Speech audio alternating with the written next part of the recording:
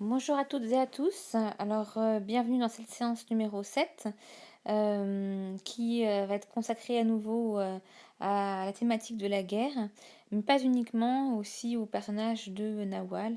Et on va s'interroger plus longuement sur les enjeux de la pièce, c'est-à-dire la raison pour laquelle euh, les personnages agissent de telle ou telle manière et la raison pour laquelle la pièce est écrite.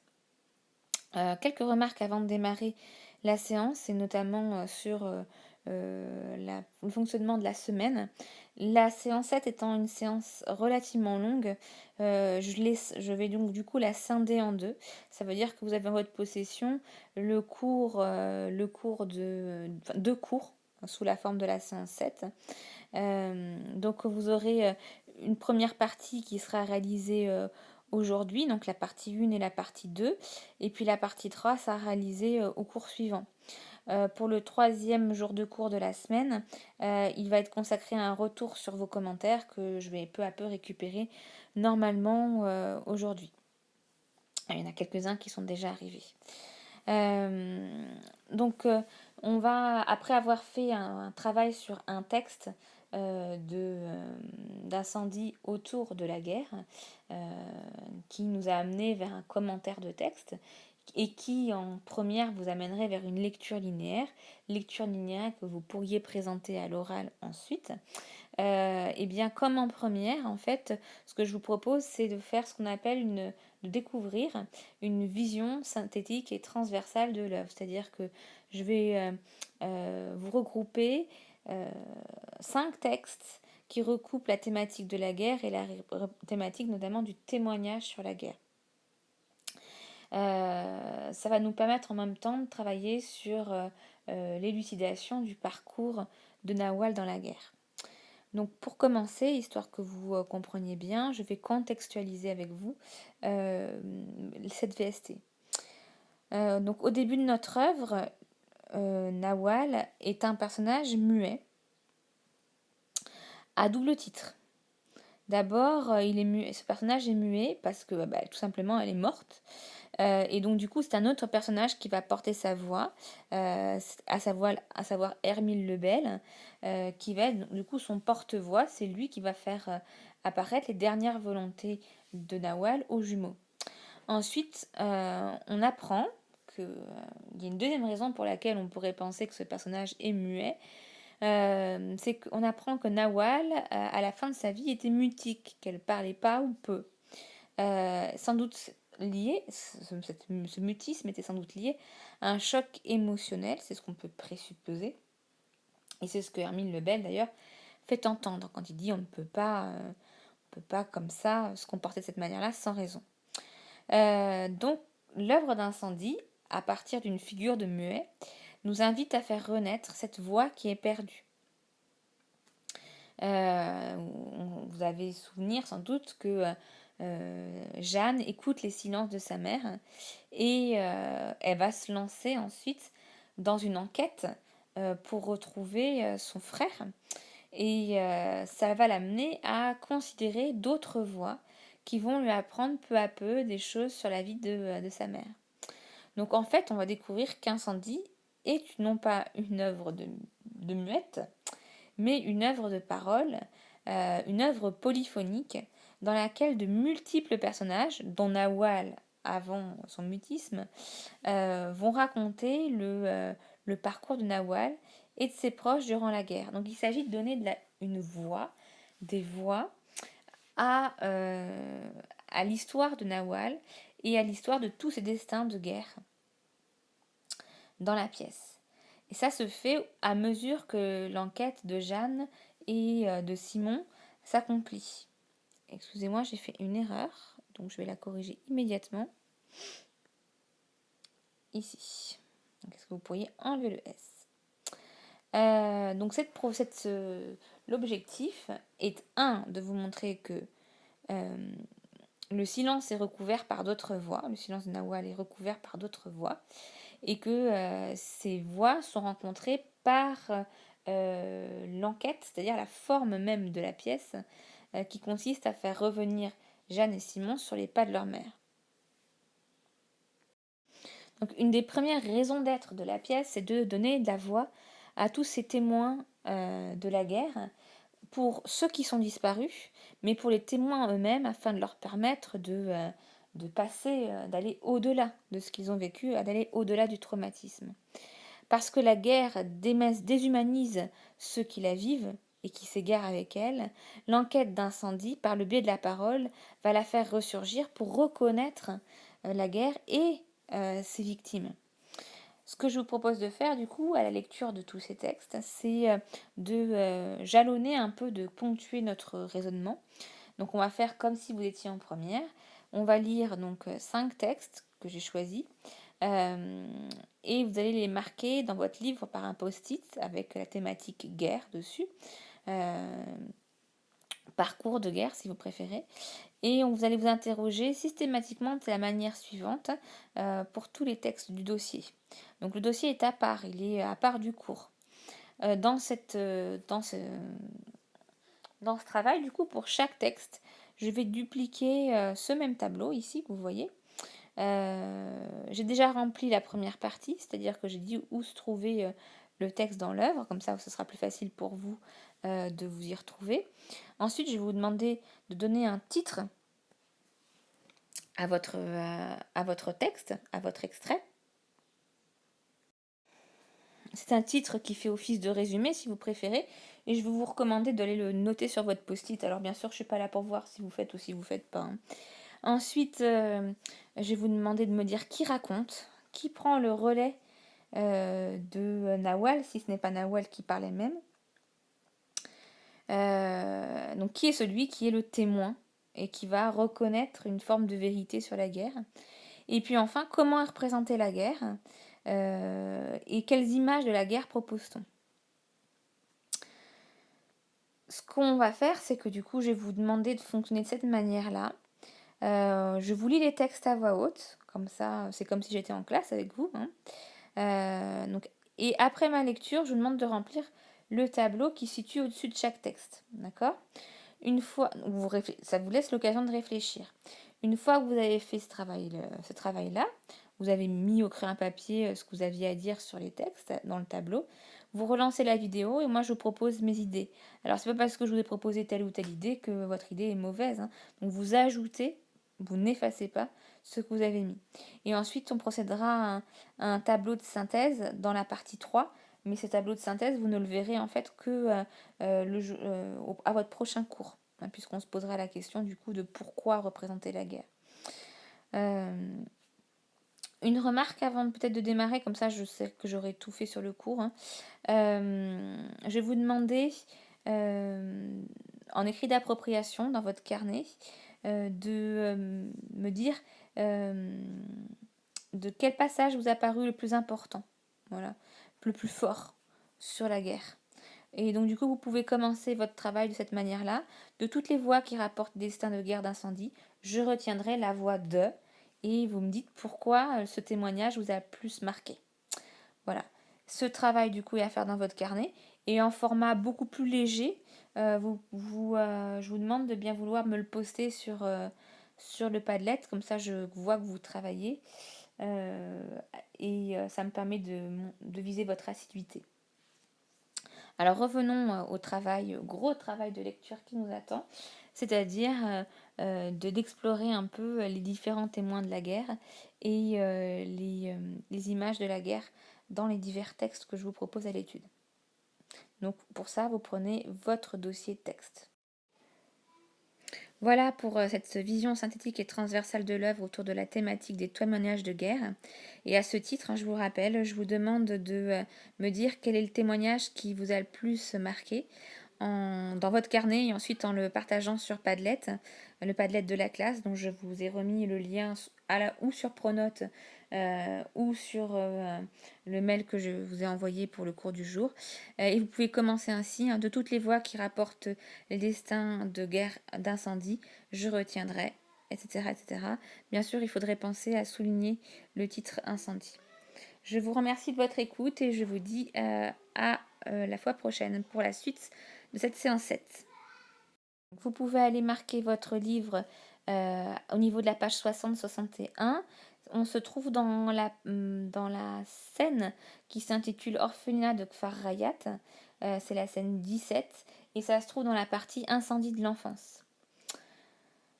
Donc rappelez-vous, je vous demande de donner un titre à cette partie-là, qui est un titre résumé, me dire qui raconte, qui est la voix qui porte le passé de la guerre et qui donc reconnaît ce passé, et ensuite comment la guerre est représentée, par quelles images. Je vous fais la lecture du coup. Soda. Quelle guerre? Le médecin.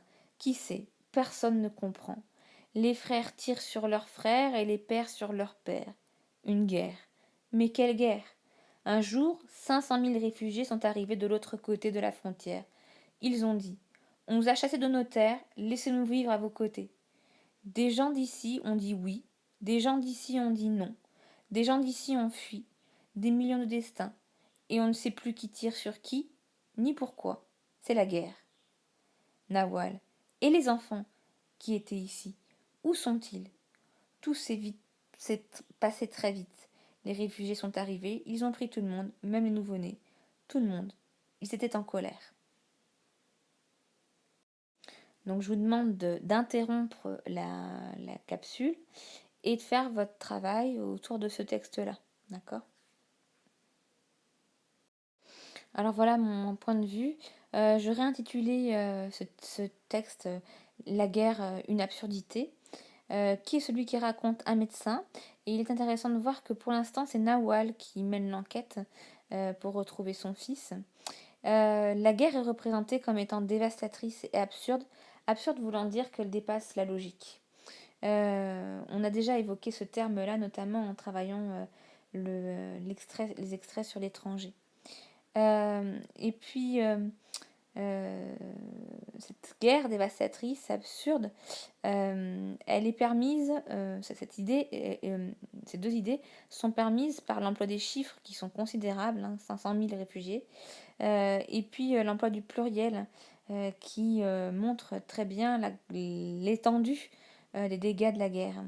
Et puis évidemment, les points d'interrogation dès le départ du médecin, ce sont des interrogations rhétoriques, soulignent l'absurdité de la guerre. Alors le texte numéro 2, lui, se trouve à la page 72-73. Dans la partie Incendie de l'enfance, c'est la scène 19 qui s'intitule Les pelouses de banlieue. Vous pouvez bien sûr mettre un petit post-it sur lequel vous indiquerez ensuite le titre que vous avez reporté. Je vous en fais la lecture. Hermile Lebel. Des hommes sont arrivés en courant, ils ont bloqué l'autobus. Ils l'ont aspergé d'essence et puis d'autres hommes sont arrivés avec des mitraillettes et... Un silence de bruit de marteau-piqueur qui couvre entièrement la voix d'Hermile Lebel. Les arrosoirs crachent du sang et inondent tout. Jeanne s'en va. Ah, une remarque. Regardez les 10 d'escalier et leur importance. Nawal. Soda! Simon. Jeanne, reviens! Nawal. J'étais dans l'autobus, Soda, j'étais avec eux. Quand ils nous ont arrosé d'essence, j'ai hurlé. Je ne suis pas du camp, je ne suis pas une réfugiée du camp, je suis comme vous. Je cherche mon enfant qu'ils m'ont enlevé. Alors ils m'ont laissé descendre et après, ils ont tiré et d'un coup, vraiment, l'autobus a flambé. Il a flambé avec tous ceux qu'il y avait dedans. Il a flambé avec les vieux, les enfants, les femmes, tout. Une femme essayait de sortir par la fenêtre, mais les soldats lui ont tiré dessus. Et elle est restée comme ça, à cheval sur le bord de la fenêtre, son enfant dans ses bras au milieu du feu, et sa peau fondue, et la peau de l'enfant a fondu, et tout a fondu, et tout le monde a brûlé. Il n'y a plus de temps, Soda, il n'y a plus de temps. Le temps est une poule à qui on a tranché la tête. Le temps court comme un fou, à droite, à gauche, et de son cou décapité, le sang nous inonde et nous noie. Donc je vous laisse faire exactement la même manœuvre. Bien, dans ce passage, moi je l'aurais intitulé Mise à mort par le feu. C'est Nawal donc qui parle. La guerre apparaît comme étant violente, cruelle et absurde. On observe l'absurdité de la guerre. Quelques éléments m'ont permis de le constater, notamment les répétitions, alors que j'ai mis ce que j'ai surligné en bleu et en rouge, bleu et rouge, qui font apparaître l'effroi en fait. Nawal est stupéfaite, elle est ébahie, elle est dans un état de stupéfaction très fort. qu'on peut caractériser au théâtre comme étant de l'effroi. Ça, c'était le premier élément. Donc, d'un coup, qui est répété, a flambé, a fondu, tout a fondu. Tout ça, ça marque le désarroi de Nawal. Ensuite, je trouve le champ lexical des armes qui renvoie bien sûr à la violence. Mitraillette, bruit de marteau-piqueur. Alors, c'est pas une arme, mais ça renvoie au bruit que font les mitraillettes. L'essence, évidemment. On retrouve aussi, donc ça c'est ce que c'est ce que j'ai vu avec du noir.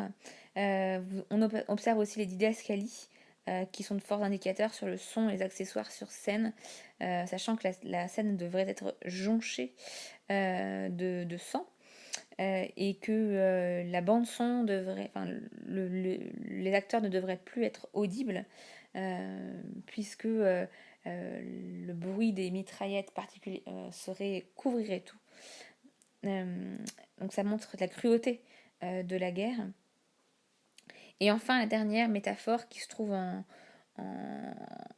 en jaune, une poule à qui on a tranché la tête. Hein. Alors, vous savez que quand on tranche la tête d'une poule, elle continue de marcher, hein, c'est comme un canard, puisque les nerfs sont encore à vif.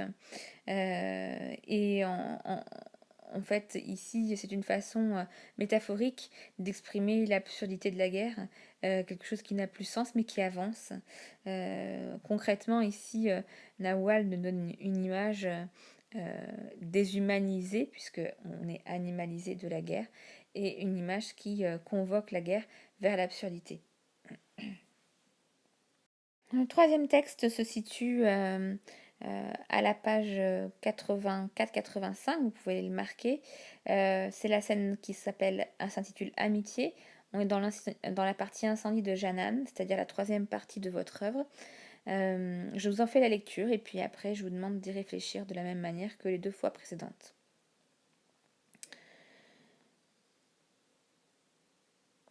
Soda. Je ne veux pas me consoler, Nawal.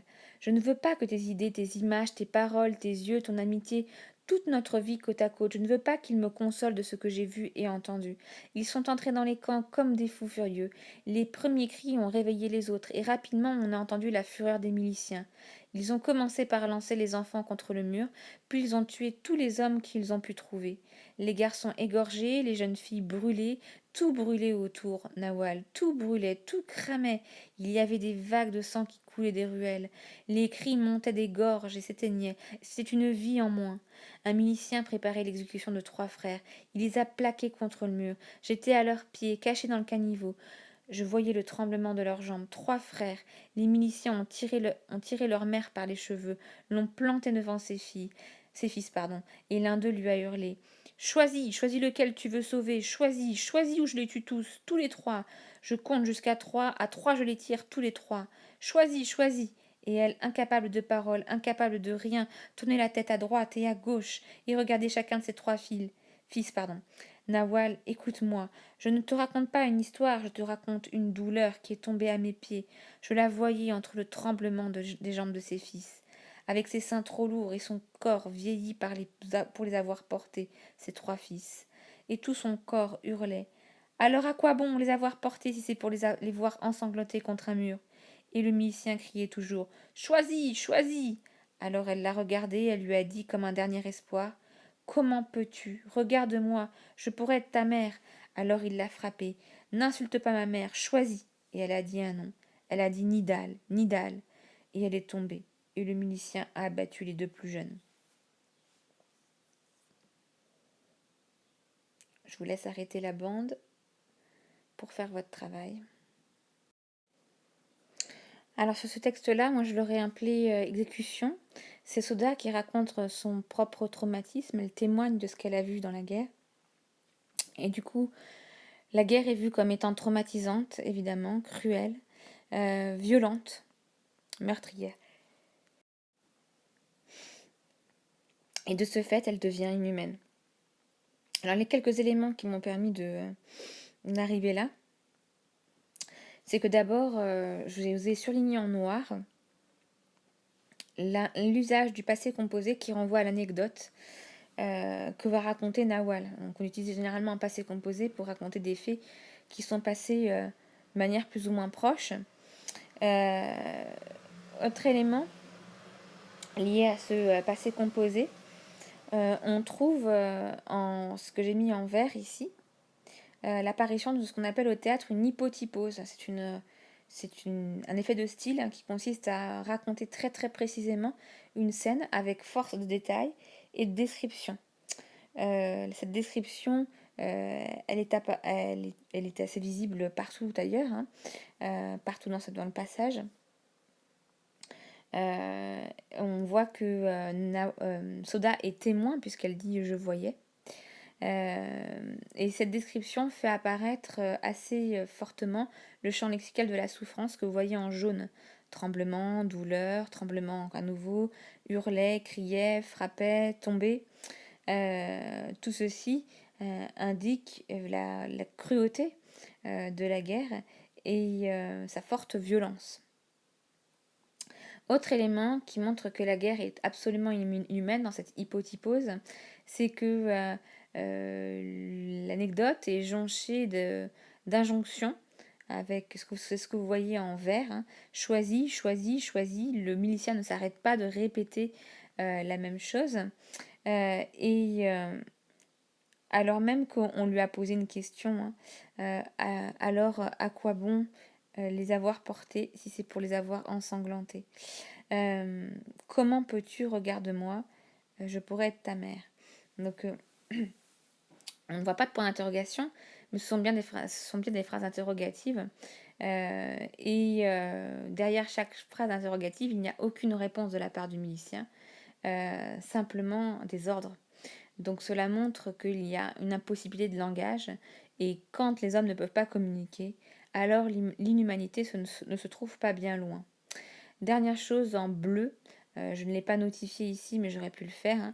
On observe des métaphores qui sont des métaphores hyperboliques, des vagues de sang qui coulaient des ruelles. Cela renvoie évidemment de manière très forte à la cruauté et à l'expérience traumatique que peut être la guerre. Voici le texte numéro 4, je vous en fais la lecture. Il se situe donc à la scène 26, dans la partie incendie de Janal, donc la partie 3. Cette scène s'intitule La veste en toile verte, qui renvoie à un objet important de la scénographie de Wajdi Mouawad. Jeanne. Ah oui, d'accord, elle a été violée. Le concierge. C'était courant ici, à force, elle est tombée enceinte. Quoi? Ça aussi, c'était courant. Bien sûr, elle est tombée enceinte. La nuit où elle a accouché, la prison au complet faisait silence. Elle a accouché seule, toute seule, accroupie dans un coin de sa cellule. On l'entendait hurler, et ces hurlements étaient comme une malédiction sur nous tous. Lorsqu'il n'y a plus rien, eu, je suis rentrée. Tout était noir. Elle avait mis l'enfant dans un seau et l'avait recouvert d'une serviette. Moi, j'étais celui qui allait jeter les enfants dans la rivière. On était l'hiver. J'ai pris le seau. Je n'ai pas osé regarder, je suis sortie. La nuit était belle et froide, profonde, sans lune. La rivière était gelée. Je suis allée jusqu'au fossé, je l'ai laissé là. Mais j'entendais les cris de l'enfant, et j'entendais les chants de la femme qui chante. Alors je me suis arrêtée. Ma conscience était froide et noire comme la nuit. Les voix étaient comme des coulées de neige dans mon âme. Alors je suis revenue, j'ai pris le seau, et j'ai marché, longtemps marché. J'ai croisé un paysan qui rentrait avec son troupeau vers le village du haut vers Kisirwan. Il m'a vu, a vu ma douleur, m'a donné à boire, et je lui donnai le seau. Je lui ai dit, tiens, c'est l'enfant de la femme qui chante, et je suis repartie. Plus tard, on a su ce que j'avais fait, alors on m'a pardonné. On m'a laissé tranquille. Aujourd'hui, je suis dans cette école. C'est bien. Donc je vous laisse faire votre travail. De ce passage, je l'intitulerai Du viol jaillit la vie.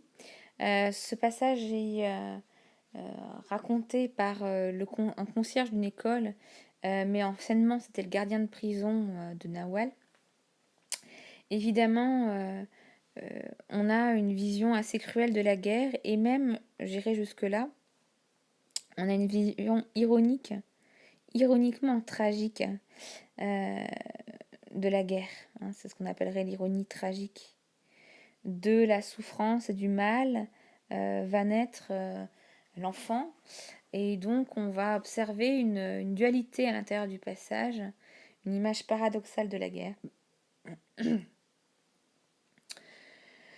C'est ce que vous voyez par exemple en rouge, violet, enceinte, enceinte, c'est des choses qui sont normalement antithétiques. Et on observe ensuite une description très précise des lieux, le coin de la cellule, malédiction, seau, serviette, noir, etc., qui vient s'opposer à une autre description, qui est une description foncièrement lyrique parce qu'en rapport avec la nature, nuit, belle, froide, sans lune, etc., qui s'achève avec une rencontre fortuite et positive d'un paysan qui donne de l'eau à boire, de l'eau étant un symbole de vie. Donc, d'un passage qui commence par quelque chose de foncièrement cruel, c'est-à-dire le viol et la mort, en fait, l'envie de donner la mort à l'enfant, en plus, par Nawal, on s'achève par le sauvetage et cet élément eau qui est assez symbolique. Enfin, il y a le rachat et donc le pardon du gardien qui lui a été donné grâce à ce geste de sauvetage. Voici le 5e texte à étudier, qui se trouve page 104. À vous d'aller le marquer vos textes. On se trouve dans l'incendie de Janane, j'ai mis un N en trop à la place d'un A. Est-ce que vous pourriez le corriger, s'il vous plaît? Ici. On est en plein procès, le procès auquel a assisté Nawal, et on est au milieu d'une longue réplique, qu'on appelle au théâtre une tirade. Je vous en fais la lecture. Mon nom ne vous dira rien, mon numéro de pute non plus, peut-être, mais une chose que vous n'avez pas oubliée, malgré les efforts que vous pouvez faire pour l'empêcher de noyer votre cœur, saura fissurer la digue de votre oubli. La femme qui chante, vous vous souvenez maintenant? Vous savez les vérités de votre colère sur moi, lorsque vous m'avez suspendu par les pieds, lorsque l'eau mélangeait à l'électricité, lorsque les clous sous les ongles, lorsque le pistolet chargé à blanc dirigé vers moi, le coup du pistolet et puis la mort qui participe à la torture, et l'urine sur mon corps, la vôtre, dans ma bouche, sur mon sexe et votre sexe dans mon sexe, une fois, 2 fois, 3 fois, et si souvent que le temps s'est fracturé. Mon ventre qui gonfle de vous, votre infecte torture dans mon ventre, et seule, vous avez voulu que je reste seule, toute seule pour accoucher. 2 enfants jumeaux. Vous m'obligiez à ne plus aimer les enfants, à me battre, à les élever dans le chagrin et dans le silence. Comment leur parler de vous, leur parler de leur père, leur parler de la vérité, qui dans ce cas n'est qu'un fruit qui ne mûrirait jamais? Amère, amère est la vérité dite. Le temps passera, mais vous n'échapperez pas à une justice qui nous échappe à tous ces enfants que nous avons mis au monde, vous et moi, sont bien vivants, sont beaux, intelligents, sensibles, portent en eux les victoires et les défaites, cherchent déjà à donner sens à leur vie, à leur existence. Je vous promets qu'un jour ou l'autre, ils viendront se mettre devant vous, dans votre cellule, et vous verrez seul avec eux, comme j'ai été seul avec eux, et tout comme moi, vous ne saurez plus rien du sentiment de l'existence.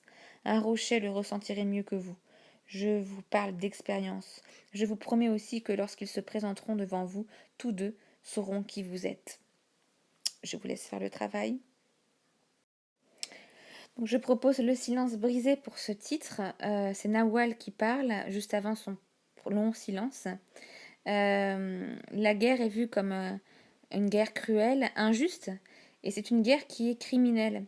Alors criminelle parce que si on remet le texte dans son contexte, on sait qu'on est dans un procès, que du coup Nawal est là comme témoin, un témoin de guerre en fait, et l'homme dont elle parle est comparé comme coupable.